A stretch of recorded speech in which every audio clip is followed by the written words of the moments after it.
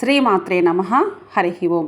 రేపు అనగా జూలై 10వ తేదీ 2025న ఆషాఢ మాసం గురువారము, ఆషాఢ పూర్ణిమ.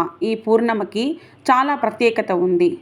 ఈ పూర్ణిమ రోజు వ్యాస భగవానుల వారు జన్మించారు. అందువలన గురు పూర్ణిమ అనే పేరు వచ్చింది. దీనిని వ్యాస పూర్ణిమ అని కూడా పిలుస్తారు.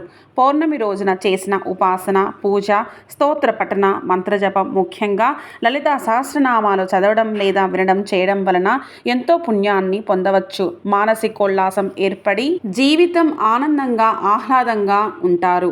అయితే ఈరోజు గురు పూర్ణిమ గురువారం రోజున వచ్చింది కావున గురు దోషాలు ఉన్నా, ఏ శుభకార్యాలు జరగాలన్నా గురుబలం బాగుండాలి.